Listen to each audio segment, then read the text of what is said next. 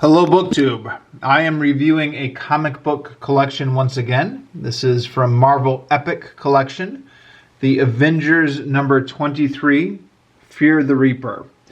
And I got this out from my local library, and unfortunately, the front page is torn. That's the only page that's torn. It's the good news. But it does mean the table of contents is mostly unreadable. But this appears to be a collection of Avenger comics that starts mid-1992 and goes all the way to February 1993.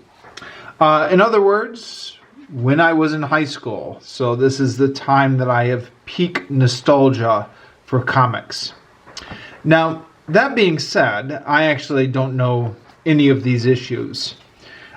During the time when I was collecting comics in the early 90s, right about this time actually, I was only buying DC comics. And the reason being, I figured I didn't have enough money to follow all the stories that were happening in both comic book companies. I didn't even have enough money to adequately follow all the stories that were happening in one continuity. So I went with DC over Marvel. Largely just because I was more nostalgic for the DC superheroes, having spent my childhood watching Super Friends. Often, I have thought to myself I made the wrong decision, that maybe there was a lot more interesting stuff happening over at Marvel. But, yeah, I went with DC. So, these are issues I have not read before, and storylines I'm unfamiliar with, and continuity I don't really know much about, etc. So this review is largely going to be me stumbling through this.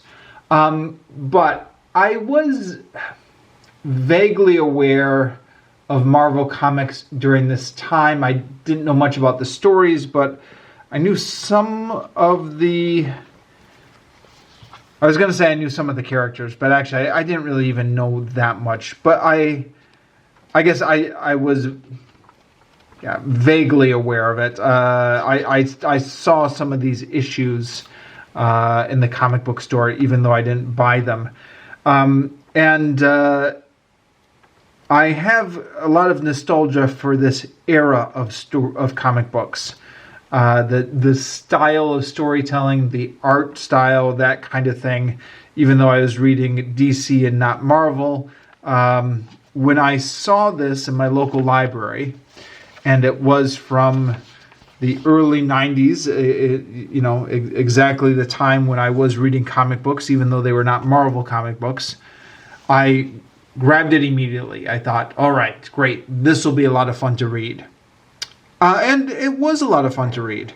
I don't think there was anything in here that blew my world. I've heard that the Epic collections are supposed to collect like a great run on a series. And this seemed to me like it was an all right run. Nothing here that was spectacular, but solid. It's episodic, so there are several different storylines contained within this volume, as comics generally were during this period. There are various soap opera type romances and relationships that are evolving through this, and consistent stories, consistent through lines throughout. One of the most notable is, let me see if I can find it. The Dane Whitman here, who is playing, what's the name of his character? The Knight, the Black Knight, or the something Knight. Sorry, I'm forgetting the names already. And he is in love with Crystal, but she is married to another man, and she's trying to get her relationship with her husband, who is Quicksilver, back stabilized because they have a child together. And that tension is all throughout this collection, and that's one of those relationship subplots that's festering in the background throughout this. There are a couple more like that, and that's what good comic book storytelling was at this period. You had your bad guy of the month, bad guy of the week story, but you also had the evolving relationships that were going on in the background behind that. So, yeah, I'm just going to try and start at the beginning and talk my way through this and see how far I get. It starts off with Captain America Annual number 1. Captain America Annual Part 1. It starts out with the Captain America Annual. And then it has Thor Annual, and then it has a Fantastic Four Annual. Now, the Fantastic Four are not part of the Avengers, obviously. But the nice thing about these Marvel... Oh, here we go. The Fantastic Four Annual. Nice thing about these Marvel Epic collections is they include... I think, in my limited experience with them, I think they try and do a good job of including all the issues that you need to follow the story. And there's this big interconnected story about Kang the Conqueror, assembling a bunch of heroes in various time streams, which that storyline takes up almost half of the comic. Almost half of this collection. It ends, where does it end? Yeah, ends like on page 160 out of a collection which is, 470 pages. Okay, it's not quite half, but it's a good chunk of this volume. So a few things maybe to comment on here.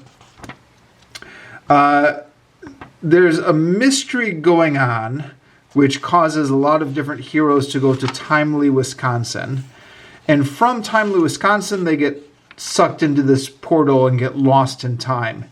Captain America is the first one to do so. And he ends up in the Gilgamesh epic, which, I've been reading a lot of ancient Mesopotamian stories recently on this channel. And have talked about the Gilgamesh epic a few times within the past couple years. So, yeah, this was right up my alley, seeing the Gilgamesh epic here.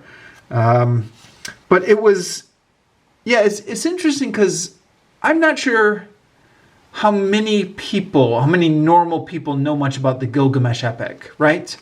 I mean, I feel like this is one of those obscure rabbit holes I've gone down when I'm reading about it. I don't know. What do you guys think? It surprises me that this comic goes into such detail about the Gilgamesh epic. So Captain America meets Gilgamesh. I guess Gilgamesh is one of the Eternals or something like that. So Captain America knows him from his own time, but he also recognizes it from the epic, talks about Enkidu and the various fights that they have from the epic. Captain America knows that Gilgamesh is going to be seeking Utnapishtim, who is the Noah-type figure in the Gilgamesh epic, and that Gilgamesh is going to be looking for an underwater plant that will have the secrets to eternal life. Now, granted, your average, the reader of this comic doesn't actually need to know all these details because Captain America is summarizing the story as it plays out.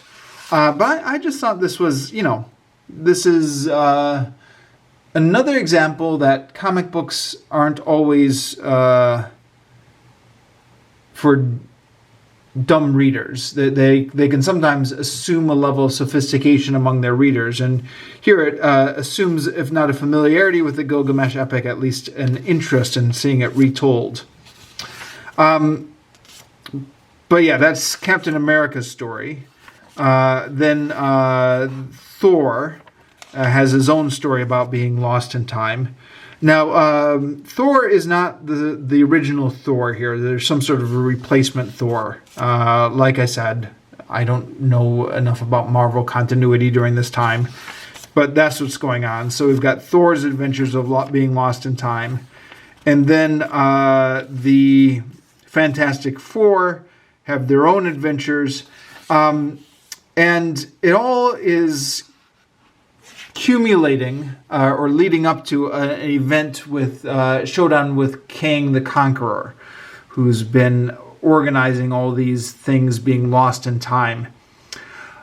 The story has a little bit of fat on it, especially if you read it collected in this epic collection where you sit down and read it all straight through. I mean, presumably if you were buying these off the newsstand when they were new, it was a little bit less noticeable. You were just enjoying each issue for its own sake.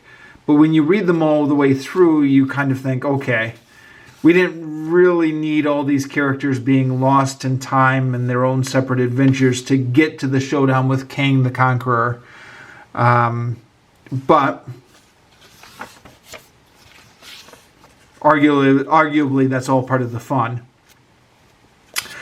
Kang the Conqueror is somebody I'm not familiar with, or I'm not very familiar with. I think maybe I did read one adventure of Kang the Conqueror when I was reviewing a previous Avengers collection.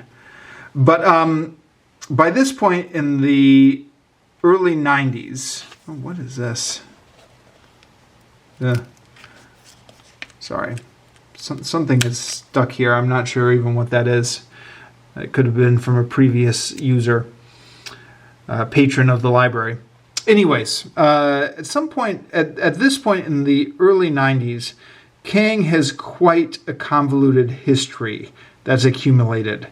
That's involved him changing the past several times, creating various different multiverses, stealing various people from the multiverses. He has this woman he's in love with, and their romance is played out several times across several different variants of the time stream. And to catch the reader up on, I guess, what is now a very complicated backstory involving Kang, there is a lot of time spent just rehashing all of Kang's various adventures from the past, which I guess was good for me because I really had no clue about all this stuff and I needed the backstory. And it was presumably necessary for the readers at the time because this was before Wikipedia and also before Marvel had started publishing these bound collections of their back issues. So if you had missed these issues when you came out, it was difficult to get caught up on the backstory, which presumably is why these issues spend so much time recounting the backstory. At the same time, it gets a little bit tiring going through this much backstory. Even though to me it was new story, I kept wanting the story to move forward again instead of keep trying to catch me in on the various backstory. So you do get a sense here that maybe this is a point in Marvel history where they have this rich, elaborate continuity, continuing story, which they've built up and up and up and up and up.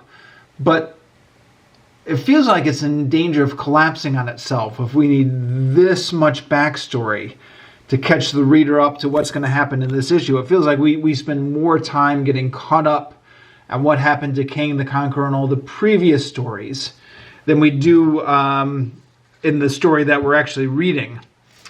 That being said, there are interesting elements in here, like because of all the different variants Kang has created in the time stream. There's all these different Kangs and all these different variant timelines, and they come together in a council of Kangs, which is versions of Kang from many different time streams that have now formed their own organization because there's so many different Kangs. In which they eliminate the weak Kangs. And it reminded me, of course, of the Rick and Morty TV show and the Citadel of Rick, which I'm guessing actually maybe this is where Rick and Morty creators got the idea from, was maybe from Kang the Conqueror and the Council of Kangs. I'm assuming Rick and Morty creators were better versed in Marvel Comics than I was. So they probably knew all these stories, and maybe that's where they got the idea. I don't know.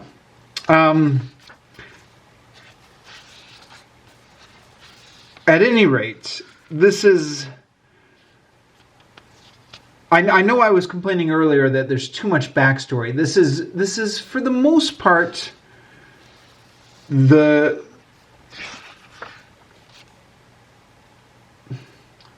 Sorry, I'm trying to think of how I want to describe this. I guess this is the worst it gets instead of backstory.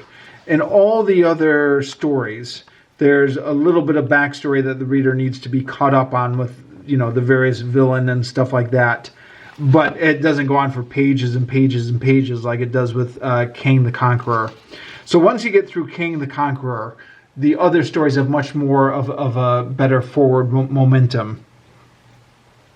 Kang the Conqueror has a woman he's in love with who he's been trying to get together with, but there are always various obstacles caused by the time stream or other guys or by his own poor choices. And in the end, he sacrifices himself for her, and then she is overcome with emotion because of that. I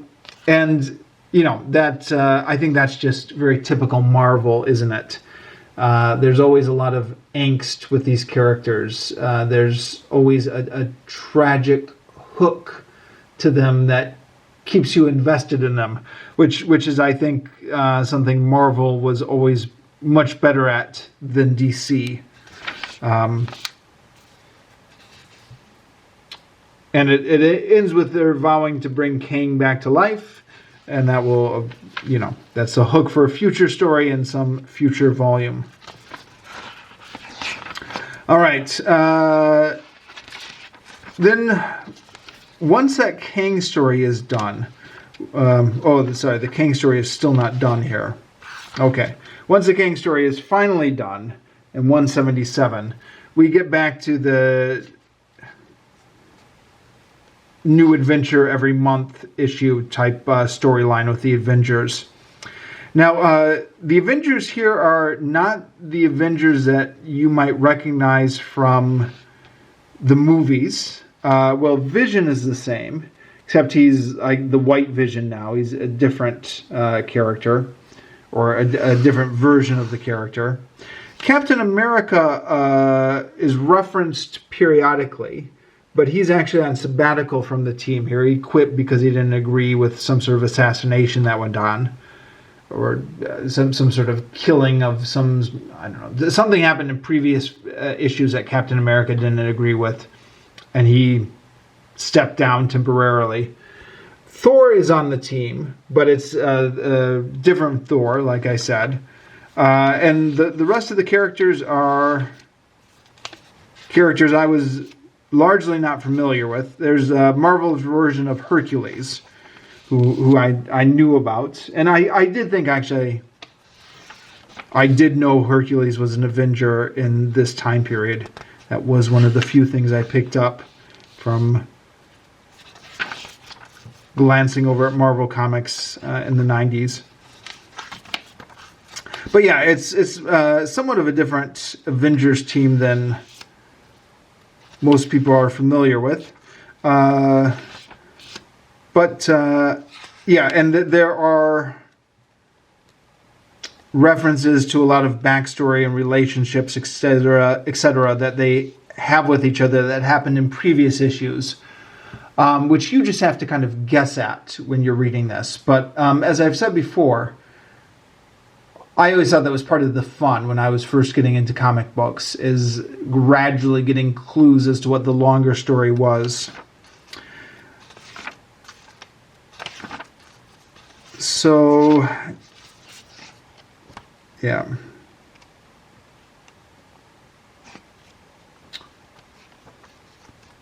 Sorry, I'm just thinking what to comment on here. There's a few different stories. Hercules is being tested by the gods. Hera, who hates him, and Ares, his stepbrother, who also hates him. Now, there's an interesting little thing here. I mean, both DC and Marvel had their own versions of the Olympic gods as part of their universe. But they refer to each other as stepmother and stepson. So Hera calls Ares stepson. She's his father's wife, but not his mother. And that caused me to think, because I've read a bit about Greek mythology, but it's it's always difficult to keep everything in your head at once. So I was like, oh, okay, who was Ares' mother again? I don't remember her having a different mother than Hera, but who can keep track of all these legends? So I went to Wikipedia, and Wikipedia said Ares was the son of Zeus and Hera. So I'm not sure what's going on here with. Maybe this is just unique to the Marvel continuity. Who knows? Oh, Black Widow. Forgot about Black Widow. She is also the same as the movies. I think everybody else is different. So, in efforts to torment Hercules, Ares possesses the body of Thor, which he's able to do because this is not the real Thor. He's the replacement Thor. So a mere mortal who through a fluke of fate has been given the powers of the true god of thunder. But being mortal, he is so much more vulnerable to the whims of his betters. Hercules defeats Thor, who was actually not really Thor, but Ares, hiding in Thor's body, and is able to confront Hera and Ares here. So they leave not having had their revenge, but Hera spies an opening because Hercules is beginning to fall in love with a young woman, and she spies a way to torment him. And this is going to be another background thread, which is going to go throughout the rest of these issues. Hercules being in love with this woman, and Hera hinting that she's going to use this somehow to get revenge on Hercules. She doesn't say how, but I guess the most obvious way would be to kill off the woman he loves or something. Maybe that's what they're going to do. Then we have the Avengers versus the Starjammers, which was the 350th issue. So because of that, I guess this must have been included in the original issue. They have covers of some of the classic Avengers issues. Starjammers, again, is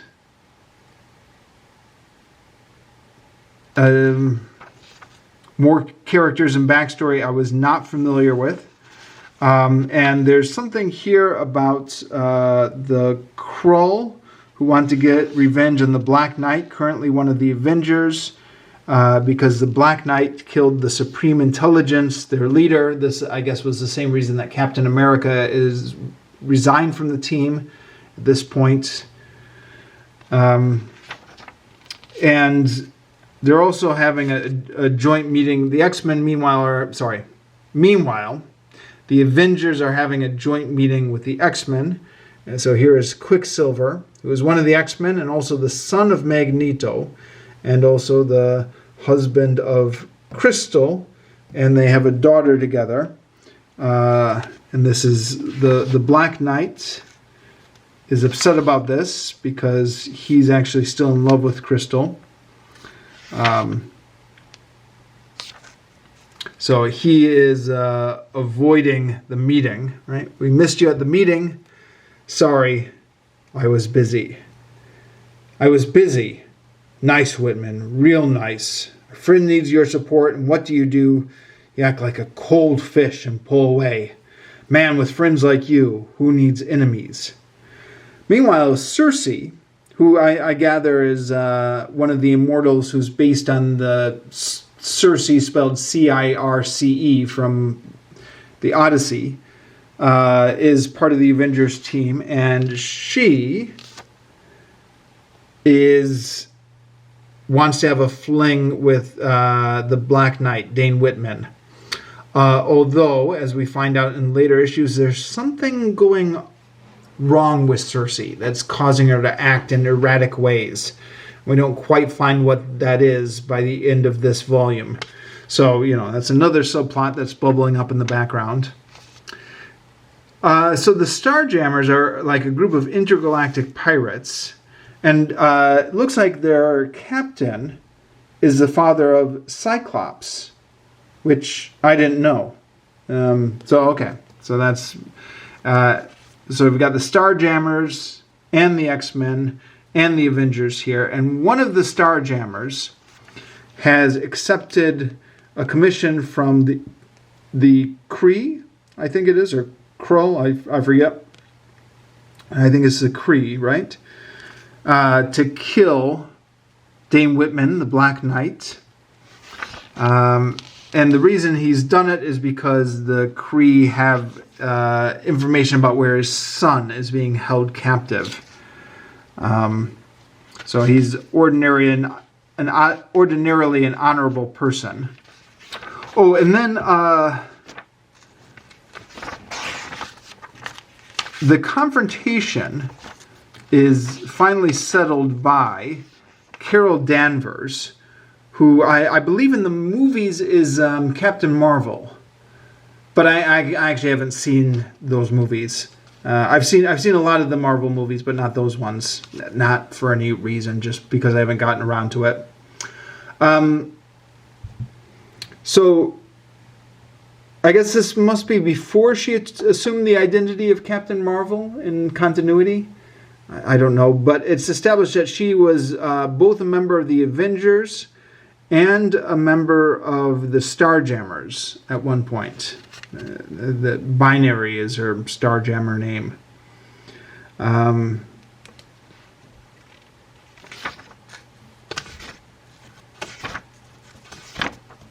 Anyways, that's that story. And then, okay. And then there are other stories. I've only commented about half the book, but I think I'm going to call this review good. I don't actually need to comment on every issue in this collection. You get the general idea. It's a bit episodic, so it would take a while to comment on everything. The video camera I'm using is going to stop filming when I get to 30 minutes, and sometimes when I'm rambling on, I just take that as my cue to end the review. So let's take that as our cue to end this review here. To sum up, it's a pleasurable reading experience. It's nothing it's not like amazing. I wouldn't call this like an incredible run. But it's highly readable. There's a lot of interesting stuff going on, even though as a newbie to it, I was only kind of half understanding a lot of the references, but I always consider that part of the fun when diving into comic books, is trying to untangle what this larger continuity is. So if you happen to see this at your local library, I would give it a recommend.